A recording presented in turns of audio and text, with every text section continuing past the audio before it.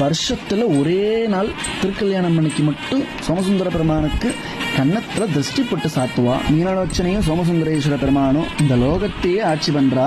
மதுராபுரிய பிரத்யக்ஷமா அரசாள்றா.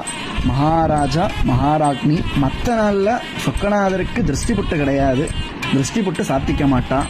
ஆனா திருக்கல்யாணத்துக்கு மட்டும் சோமசுந்தரேஸ்வர பெருமான் ஜடாமுடிக்கு பதில் நவரத்னம் பதித்த மணிமகுடமும், நாகாபரணத்துக்கு பதில் ரத்னாபரணமும், கழுத்துக்கு கீழே வைர அட்டிகையை சாத்திண்டு, திருமார்புல சித்தர் பதக்கம், அதுக்கு கீழே நீலநாயக பதக்கம், சுவாமி பாதத்துக்கு பக்கத்தில் நலப்பதக்கத்தை சாத்திண்டு, சோமசுந்தர பெருமான் திருமையில ஸ்வர்ண கவச்சமும் வைரப்பதக்க யக்னோபவேதத்தை சாத்தின்னு இருப்பார். சுவாமியோட சதுர் புஜத்தை பார்த்தேன்னா மான், மழு, அபேஹஸ்தம், கடகஹஸ்தம். இதுல ஒரு ஆச்சரியமான விஷயம் என்னன்னு பார்த்தேன்னா, சோமசுந்தர பெருமான் திருக்கல்யாணத்துக்கு எழுறப்போ அவ கடகஹஸ்தத்துல ஒரு